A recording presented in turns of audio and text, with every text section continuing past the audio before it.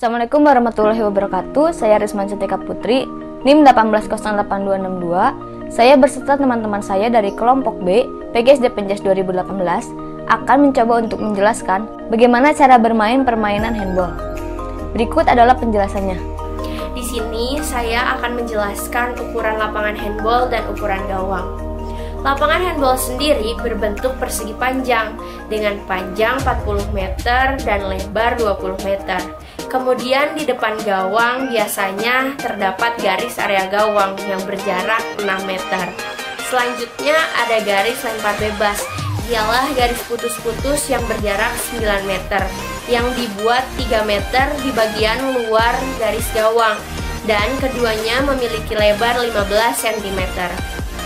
Terakhir ada garis penalti yang berjarak 7 meter dengan panjang 1 meter, tepat di depan garis area gawang. Selanjutnya ada ukuran gawang. Ukuran gawang sendiri memiliki tinggi 2 meter dan lebar 3 meter. Sekian penjelasan ukuran lapangan handball dan ukuran gawang. Dalam bola yaitu ada ukuran, keliling, dan berat, serta digolongkan jadi beberapa kategori. Ada 3 kategori. Yang pertama yaitu 58-60 cm dan beratnya 425-475 gram. Ukuran IAF 3 untuk pria dewasa dan remaja putra umur di atas 16 tahun. Lalu yang kedua yaitu 54-56 cm dan beratnya 325-375 gram. Ukuran IAF 2 untuk wanita dewasa dan remaja putri di atas berumur 14 tahun dan remaja putra berumur 12 tahun sampai 16 tahun. Lalu yang ketiga yaitu 50-52 cm dan beratnya 290-330 gram.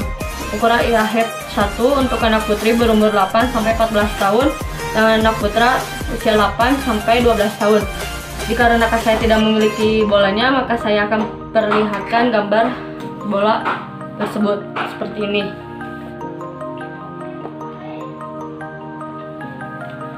Lalu saya akan menjelaskan tentang tim, pergantian, dan perlengkapan.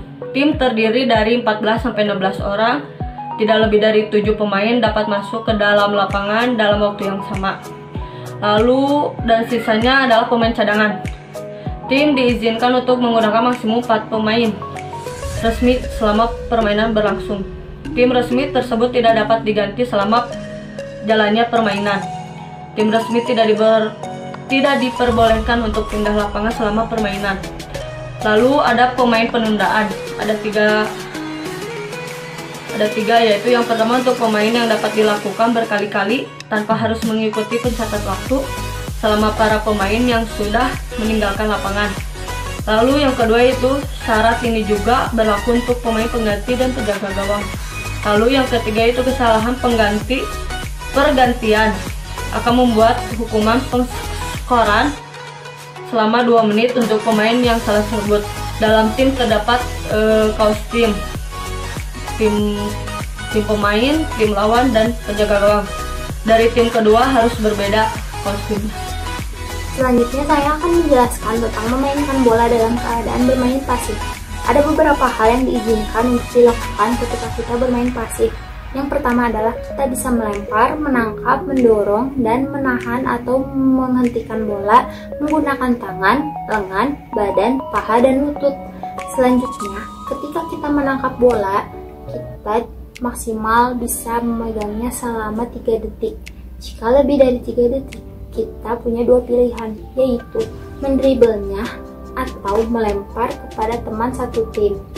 Yang selanjutnya adalah ketika kita memegang lalu melangkah, maksimal langkah yang dilakukan adalah 3 langkah.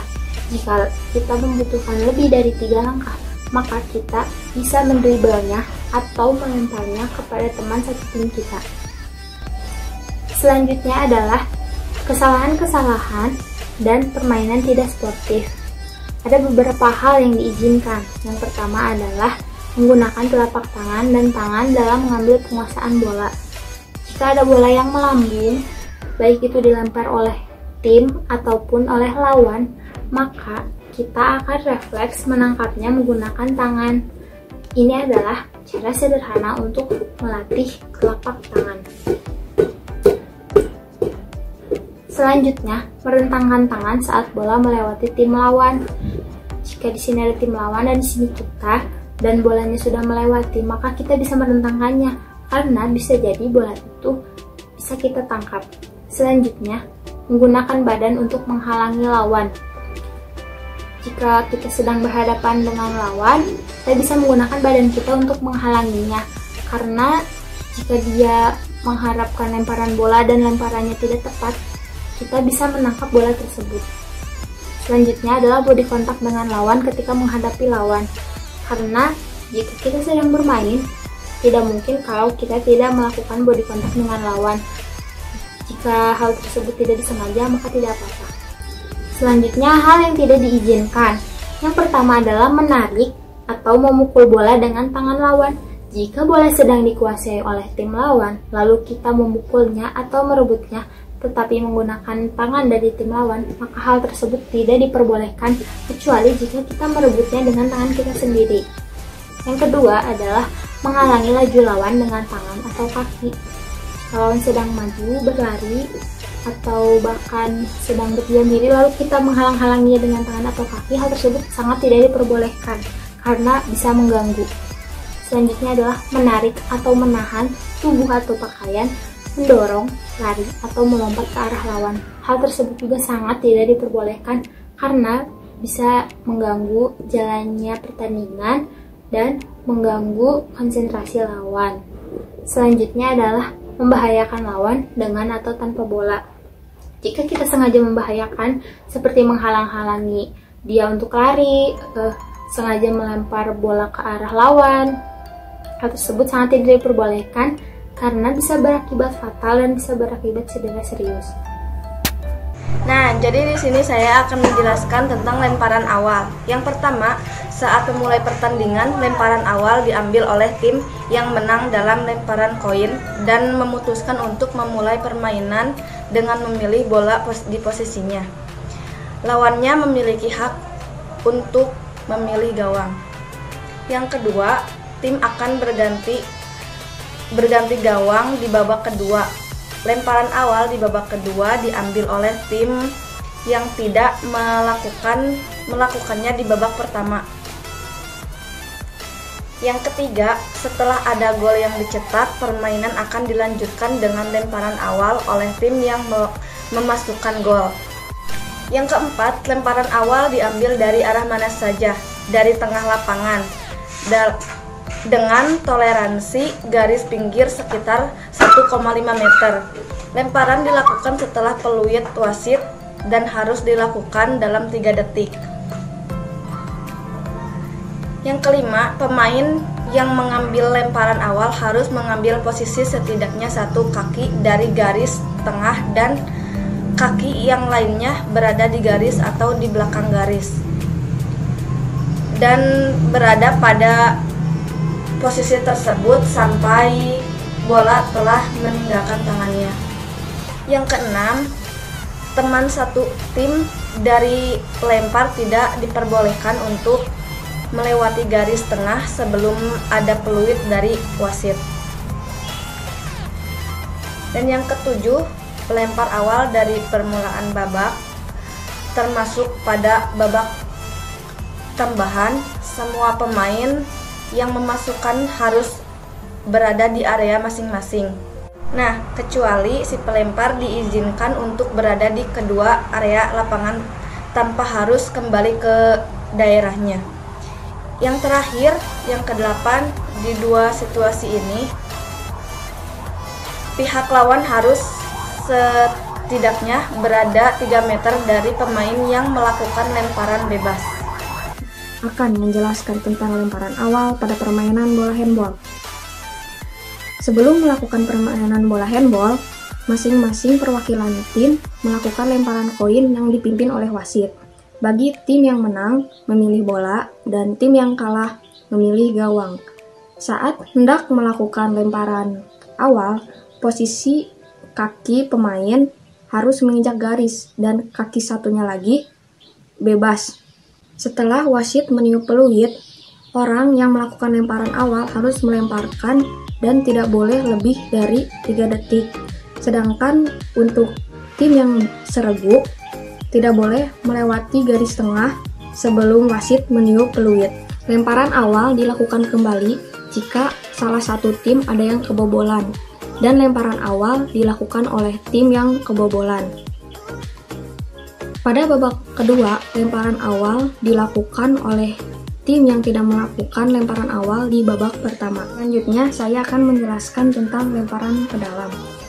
Pemain yang melakukan lemparan ke dalam, salah satu kakinya harus menginjak garis dan kaki satunya lagi bebas.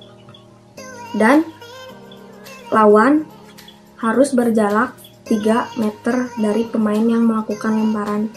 Selanjutnya, saya akan menjelaskan tentang lemparan ke dalam. Pemain yang melakukan lemparan ke dalam, salah satu kakinya harus menginjak garis dan kaki satunya lagi bebas. Dan lawan harus berjarak 3 meter dari pemain yang melakukan lemparan. Lemparan ke dalam, posisi berdiri dengan kaki menginjak garis. Ketika bola hendak dilemparkan ke dalam, posisi lawan defend dengan jarak 3 meter. Selanjutnya itu ada lemparan kiper. Lemparan kiper ini dilakukan apabila pemain lawan sudah memasuki area pertahanan, kemudian ia melakukan pelanggaran. Yang kedua, apabila bola sudah dikuasai kiper. Yang ketiga, apabila bola keluar dari area gawang. Kemudian lemparan kiper ini tidak dilakukan atau tidak diawali dengan peluit. Maka kiper bebas untuk melempar kapan saja. Selanjutnya, ada yang dinamakan lemparan bebas. Pada prinsipnya, wasit akan memberhentikan pertandingan dan memulainya kembali dengan lemparan bebas. Lemparan bebas ini dapat terjadi apabila tim yang memegang bola melakukan pelanggaran dan ketika peluit dibunyikan, maka tim atau orang tersebut yang memegang bola harus cepat-cepat menyimpan bolanya di lantai tepat di mana ia berdiri. Kemudian, tim yang melakukan pelanggaran akan kehilangan kepemilikan bola dan bola akan diberikan kepada tim musuh untuk melakukan lemparan bebas.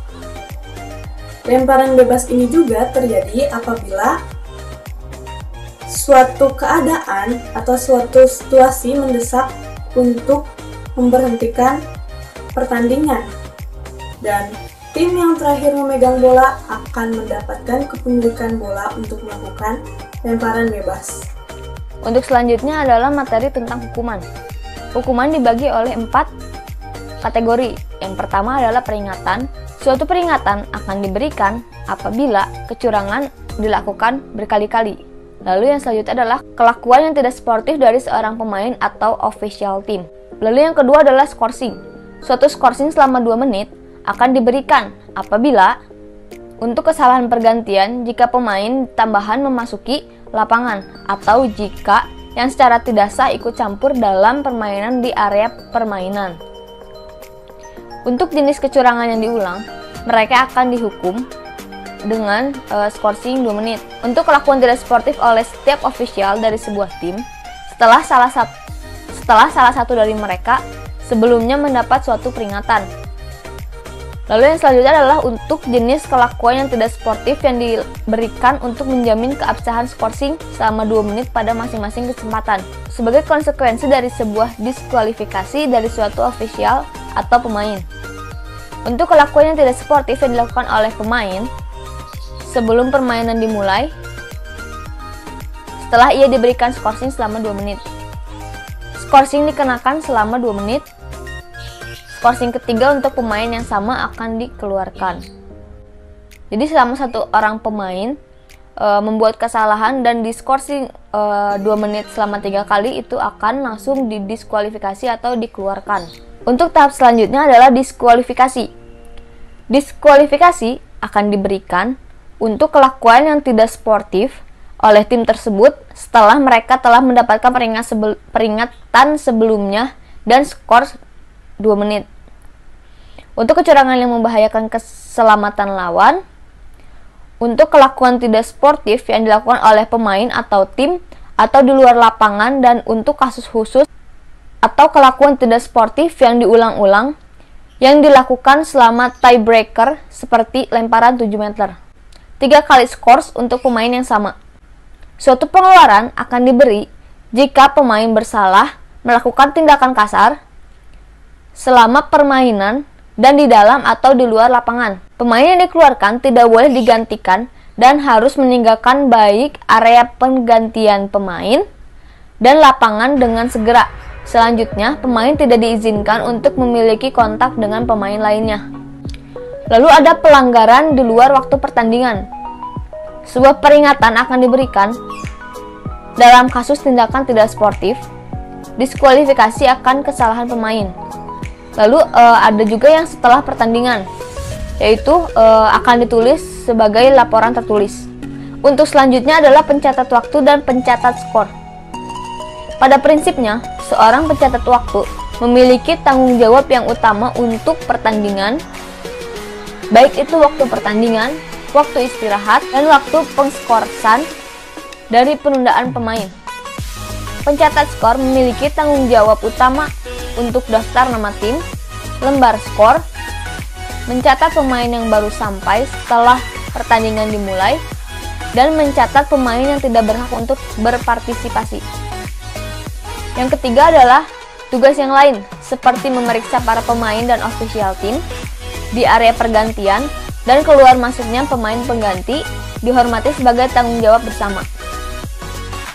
Jika papan skor umum tidak mampu menunjukkan waktu skor, juga setidaknya 3 per menitnya selama pertandingan, pencatat waktu akan menunjukkan sebuah kartu dari meja pencatat waktu yang memperlihatkan waktu berakhirnya pengskoran bersama dengan nomor pemain. Mungkin seperti itu saja penjelasan dari kelompok B PGSD Penjas 2018. Semoga bermanfaat, dan mohon maaf jika banyak salah-salah kata. Wassalamualaikum warahmatullahi wabarakatuh.